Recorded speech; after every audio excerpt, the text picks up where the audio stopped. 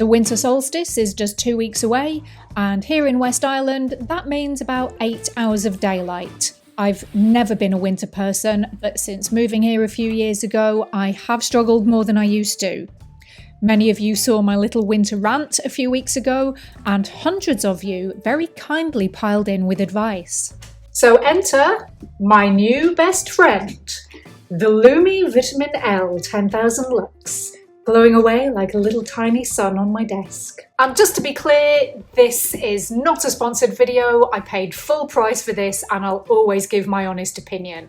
And I've been using it for about a month now. I promised I'd report back, so let's get into it. When I started looking into light therapy, I found hundreds of lamps that all look quite similar. Now, there were a few outliers.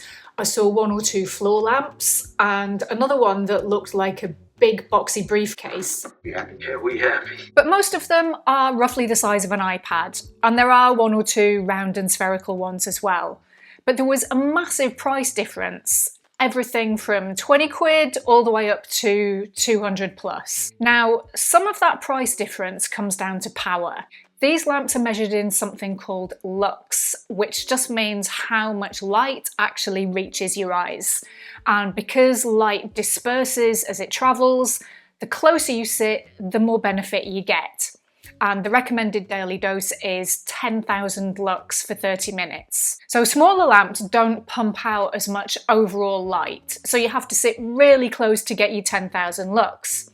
Bigger, more powerful lamps give you a bit more wiggle room, so you can sit a bit further back and still get the recommended dose. Does this make sense? However, you'll still find both cheap and expensive lamps claiming 10,000 lux. So it's not like your really expensive lamp is going to be 50,000 lux. Most of them are 10,000, whether they're 20 quid or 200 quid. So it's not always obvious why some of them cost more.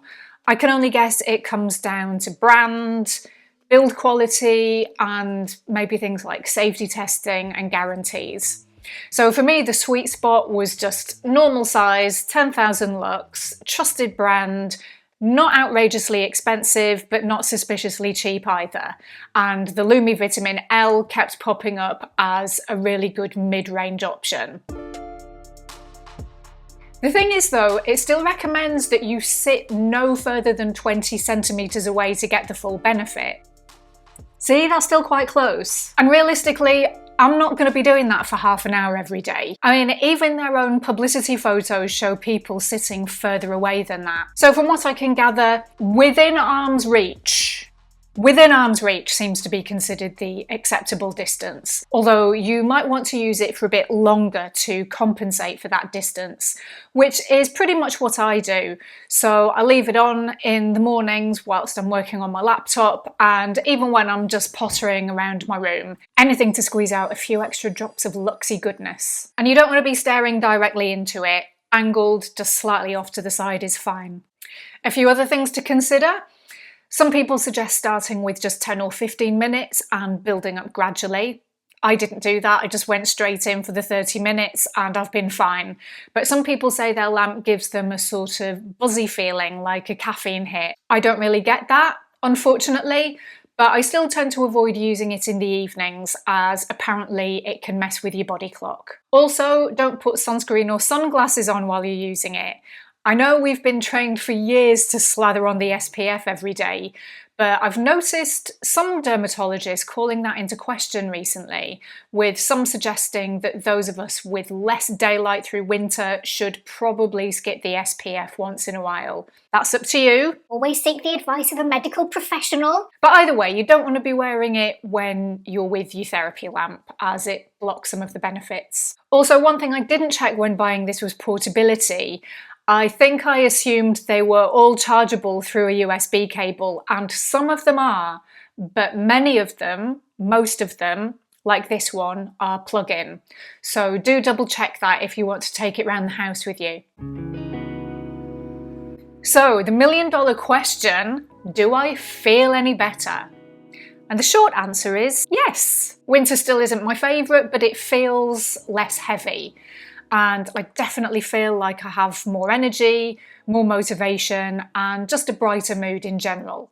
However, I need to be crystal clear. This is not a scientific test. Francis Bacon, I am not. I've basically thrown everything at the winter blues this year, so I can't swear that any improvement is purely down to the lamp. So let me explain what else I've been doing. As well as the lamp, many of you also suggested vitamin D. So I've been dosing up on that. I'm taking 1,000 IU a day, not micrograms, IU, which is considered sufficient for adults with limited sun exposure. I believe it's safe to go up to 4,000 IU, but best to start with a lower dose and see how you go. And a few people also said I needed vitamin K and B to offset the potential side effects of the vitamin D. So I double checked and that's covered in my daily multivitamin in the recommended amount. I'm also trying to get outside a little more. Nothing heroic, just an extra 10 minutes here and there. And yes, as I mentioned, I'm being a bit less vigilant with the SPF through winter. So yeah, it's a mix of different things I'm doing, not one magic fix, which probably leaves you feeling none the wiser when it comes to the lamp. But here's my honest suggestion, and this is coming from someone who tries to spend money wisely. If in doubt, just buy the lamp. It just feels nice to use. And maybe it's all placebo, but I'm fine with that because basking in this every morning just feels like self-care.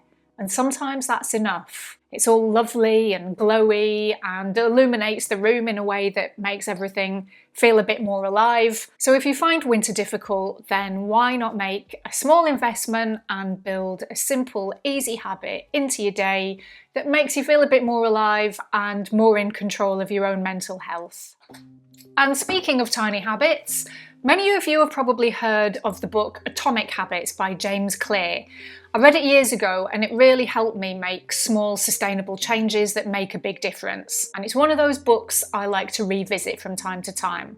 These days, I revisit it on short form. If you haven't heard of short form, it offers intelligent summaries, insights, and commentary on best-selling non-fiction. And they are not sponsoring this video, but I do have an affiliate link in the description box, which gives you a 20% discount and me a tiny kickback, so it's a win-win.